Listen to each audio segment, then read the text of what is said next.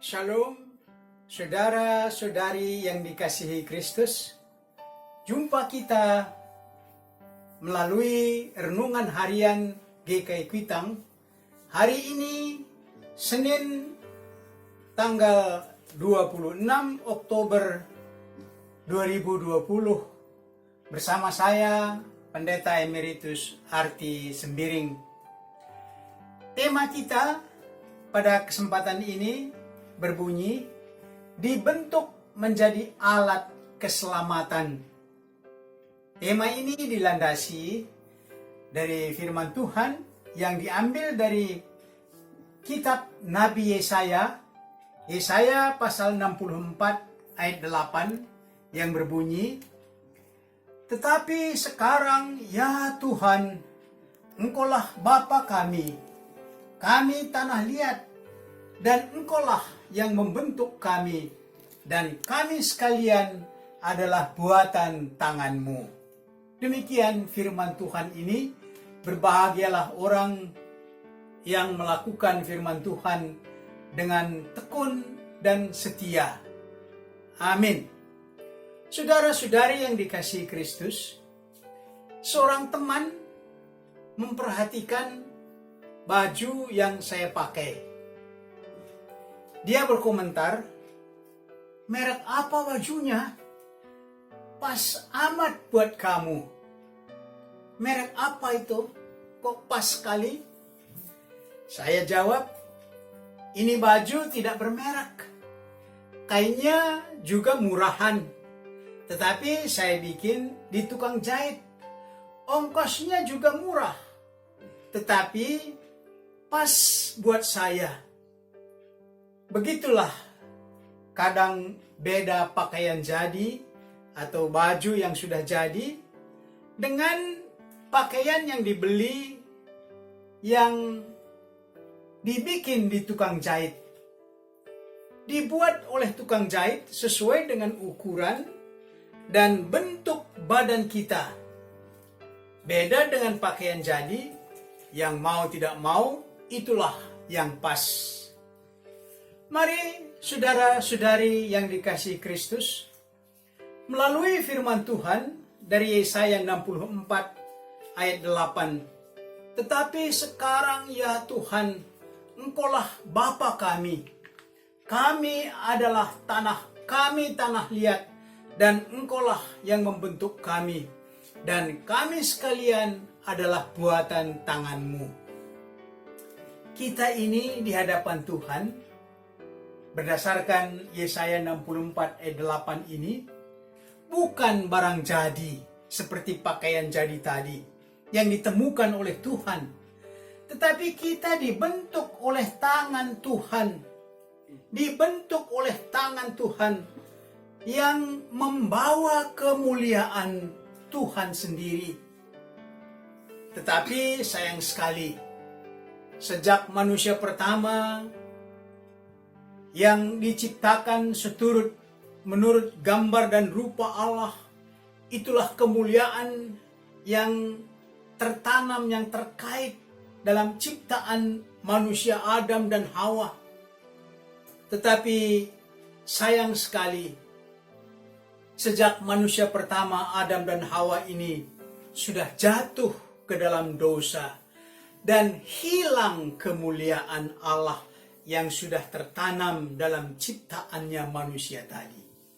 Demikianlah keadaan diri kita secara pribadi. Demikian juga keberadaan keluarga kita, keberadaan masyarakat kita, keberadaan bangsa kita bersama-sama dengan bangsa-bangsa lain di muka bumi ini. Coba kita lihat satu contoh bahwa kita tidak terlepas dari dosa. Satu contoh kecil saja di masyarakat kita. Tandanya bahwa kita diliputi oleh dosa, yaitu adanya kebencian, adanya permusuhan, persaingan, keangkuhan, sehingga rasa aman dan rasa damai menjadi perjuangan yang sulit tercapai. kita kenal baru-baru ini demo atau unjuk rasa. Sesungguhnya adalah sarana yang mulia, sarana yang baik, tetapi sering disusupi oleh kejahatan.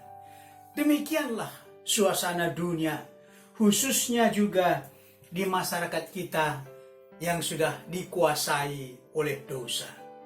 Nabi Yesaya melalui Yesaya 64 ayat 8 tadi, ada dua hal yang kita perbincangkan.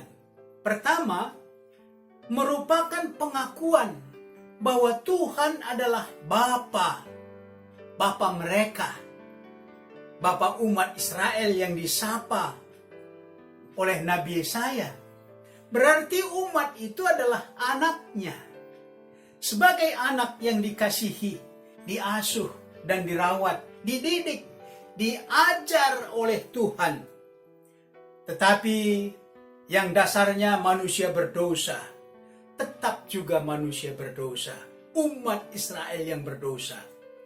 Karena keberdosaan mereka yang sangat besar, yaitu meninggalkan Tuhan dan menyembah kepada ilah-ilah, berhala-berhala lain, sehingga Tuhan menghajar mereka sebagai anak yang dikasihi dengan hukuman yang cukup berat, membuat mereka menjadi terpuruk, menjadi budak di negeri asing. Yerusalem, kota kebanggaan mereka, sudah hancur. Sion yang disebut sumber berkat Tuhan sudah menjadi padang gurun. Bait Allah yang indah, tempat menyembah Allah, sudah terbakar. Dalam suasana itulah Nabi Yesaya hadir dengan berkata, "Tetapi sekarang ya Tuhan, Engkaulah Bapa kami." Nabi Yesaya bukan bermaksud menasihati atau memperingatkan Allah sebagai Bapa, tetapi suatu pengakuan sehingga tidak ada jalan melepaskan diri dari tangan kuasa Tuhan. Tangan kuasa Tuhan yang kasih penuh kuasa. Semua anak Tuhan, semua manusia adalah anak Tuhan. Semua sama di hadapan Tuhan. Sehingga tidaklah patut kita saling membenci dengan menganggap diri lebih tinggi atau lebih utama dari yang lain. Yang kedua, Yesaya melanjutkan dengan berkata, "Kami sekalian adalah buatan tanganmu." Suatu maksud yang terkandung dalam perkataan ini, yaitu dibuat, dibentuk. Dalam ayat tadi dikatakan bagaikan tanah liat yang dibentuk. Manusia dibuat oleh Tuhan untuk apa? Umat Israel dibuat oleh Tuhan untuk apa? Suatu rencana yang besar dan mulia. Israel dibuat untuk keselamatan dunia yang diawali sejak pemanggilan Bapa Abraham yang berbunyi, "Olehmu semua kaum di muka bumi akan mendapat berkat." Untuk inilah umat itu dibentuk. Maksud dan tujuan ini telah terlaksana di dalam diri Mesias, Yesus Juru Selamat. Kita, Anda, dibuat untuk apa? Bangsa kita ini dibuat untuk apa? Yesaya berkata, "Bukankah engkau Bapa kami? Kami adalah buatan tanganmu." Dua pokok ini yang telah kita singgung di atas adalah satu pengakuan dan permohonan agar Allah berbelas kasih atas umat Israel yang sudah terpuruk tadi. Apakah Allah membiarkan mereka hancur, bahkan punah?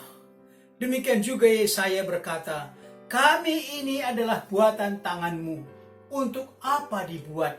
Yaitu untuk keselamatan dunia, keselamatan manusia. Yesaya menyadarkan umatnya sendiri, umat Israel, sebagai umat Allah dengan rencana yang besar yang dijalankan Allah di dalam kehidupan mereka. Sebutan ini, "Engkau Bapa kami adalah buatan tanganmu," justru mengingatkan Israel dalam rencana Allah yang tidak mungkin gagal, yaitu menjadi alat atau sarana dan jalan yang dipilih Allah untuk menyelamatkan manusia. Mari saudara-saudari, Bapak Ibu yang dikasihi Kristus, kita bercermin diri sebagai anak dan buatan tangan Tuhan dengan merenungkan pokok ini. Pertama, dapatkah Anda merasakan sebagai anak Tuhan dengan semua orang yang kita temui dalam hidup ini, yang berbagai-bagai perbedaan seperti bangsa, suku, ras, agama, dan seterusnya?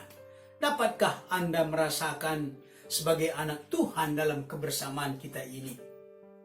Yang kedua, bagaimana sikap Anda terhadap orang yang menebar kebencian, kejahatan, yang membuat persaudaraan dan kebersamaan menjadi terpecah?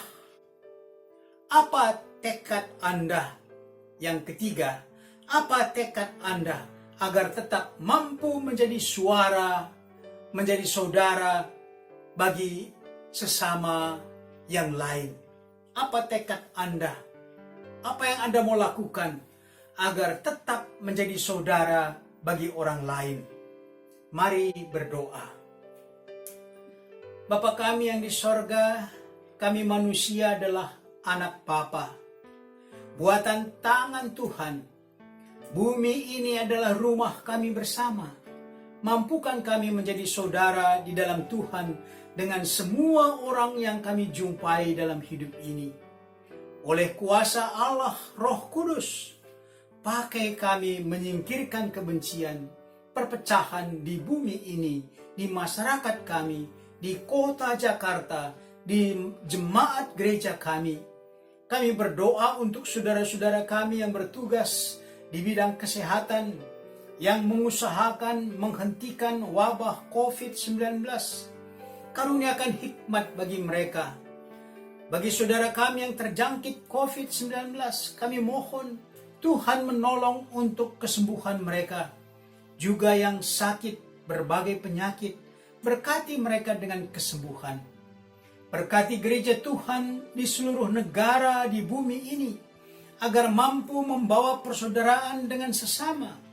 Berkati gereja kami GKI, khususnya GKI Kuitang, agar mampu membawa persaudaraan dalam saling mengasihi, supaya makin banyak orang mengenal Kristus Juru Selamat dunia. Dengarkan dan kabulkan doa ini. Kami naikkan kepada Bapa di sorga, dalam nama Tuhan Yesus Kristus, pengantara kami. Amin.